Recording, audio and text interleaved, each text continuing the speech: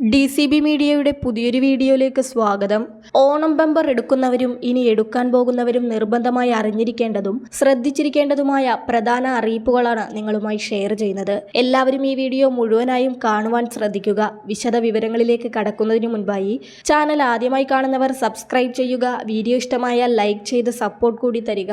ഫേസ്ബുക്കിൽ കാണുന്നവർ page follow കൂടി ചെയ്യുക. ഒന്നാം സമ്മാനം 25 കോടി രൂപയുള്ള 2024 തിരുവോണം ബമ്പർ ലോട്ടറി ടിക്കറ്റിന്റെ വിൽപ്പന വൻതോതിൽ സംസ്ഥാനത്ത് കുതിച്ചുകൊണ്ടിരിക്കുകയാണ്. 500 രൂപയാണ് ഈ ഓണം ബമ്പറിന്റെ നിരക്ക് വരുന്നത്.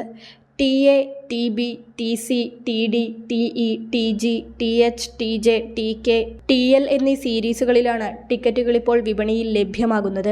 25 കോടി രൂപ ഒന്നാം സമ്മാനം ലഭിക്കുന്ന ടിക്കറ്റിന്റെ രണ്ടാം സമ്മാനം 1 കോടി രൂപയാണ്. അതായത് 20 പേർക്കാണ് 1 കോടി രൂപ വീതം നറുക്കെടുപ്പിലൂടെ ലഭിക്കുന്നത്. ഒന്നാം സമ്മാനം നേടുന്ന ടിക്കറ്റ് വിൽക്കുന്ന ഏജന്റിന് നൽകുന്ന കമ്മീഷൻ കൂടി ചേർക്കുമ്പോൾ ഒറ്റ നറുക്കെടുപ്പിൽ പിറക്കുന്നത് 22 കോടിപതികളാണ്. അടുത്ത മാസം 9-ാം തീയതിയാണ് തിരുവോണം ബമ്പറിന്റെ നറുക്കെടുപ്പ് നടക്കുന്നത്. ഓഗസ്റ്റ് 1-നാണ് ടിക്കറ്റിന്റെ വിൽപ്പന ആരംഭിച്ചത്. ആദ്യ ദിവസം തന്നെ അച്ചടിച്ച 10 ലക്ഷത്തിലധികം ടിക്കറ്റുകളിൽ 6 ലക്ഷത്തിലധികം ടിക്കറ്റുകൾ വിറ്റഴിഞ്ഞിരുന്നു. ഇപ്പോഴും സംസ്ഥാനത്ത് വിൽപ്പന തകൃതിയായി നടന്നുകൊണ്ടിരിക്കുകയാണ്. വ്യാജ ടിക്കറ്റുകൾക്കെതിരെയുള്ള ശക്തമായ പ്രചാരണവും നിയമ നടപടികളും മുന്നോട്ടു പോകുന്നുണ്ട്. ഇതര സംസ്ഥാനക്കാർക്ക് വേണ്ടി സമ്മാനമടിച്ചാൽ എന്തു ചെയ്യണമെന്ന് ബോധ്യപ്പെടുത്തുവാൻ ഹിന്ദി ഭാഷയിൽ പോസ്റ്റർ ഉൾപ്പെടെയുള്ളവ നൽകാനുള്ള നടപടികളും ഇപ്പോൾ ആരംഭിച്ചിട്ടുണ്ട്.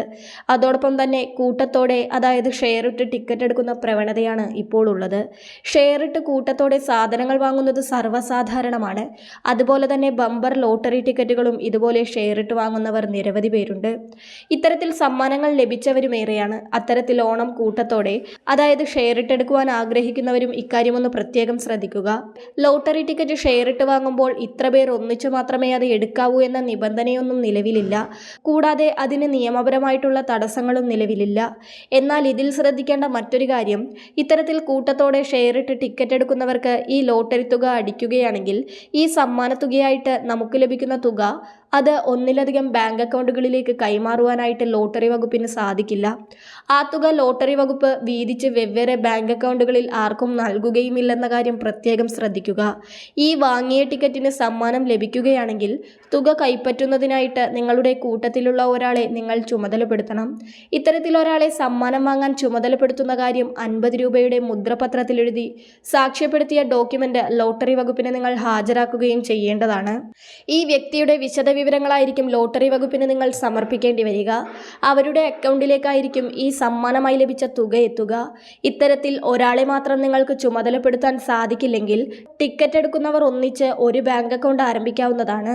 അതിനുശേഷം സമ്മാനത്തുക ഇവർ ഒന്നിച്ചെടുത്ത ആ ബാങ്ക് അക്കൗണ്ടിലേക്ക് എത്തുന്നതായിരിക്കും. അത്തരത്തിൽ ഇങ്ങനെ ഒരു ബാങ്ക് അക്കൗണ്ട് എടുക്കുകയാണെങ്കിൽ ആ ബാങ്ക് അക്കൗണ്ടിൽ പേര് ചേർത്ത് ആ കൂട്ടത്തിലുള്ള എല്ലാവരുടെയും വിശദാംശങ്ങൾ ലോട്ടറി വകുപ്പിനെ അറിയിക്കുകയും വേണം. ഓണം ബമ്പർ എടുത്തവരും ഇനി എടുക്കാൻ ആഗ്രഹിക്കുന്നവരെല്ലാം ഇക്കാര്യങ്ങളെല്ലാം പ്രത്യേകം ശ്രദ്ധിക്കുക. വളരെ പ്രധാനപ്പെട്ട ഇൻഫോർമേഷൻ നിങ്ങൾ മറ്റുള്ളവർക്ക് കൂടി ഷെയർ ചെയ്യുക. ഇതുപോലുള്ള ഇൻഫോർമേഷനുകൾക്കായി ചാനൽ സബ്സ്ക്രൈബ് ചെയ്യുക. പുതിയൊരു വീഡിയോയുമായി വീണ്ടും കാണാം.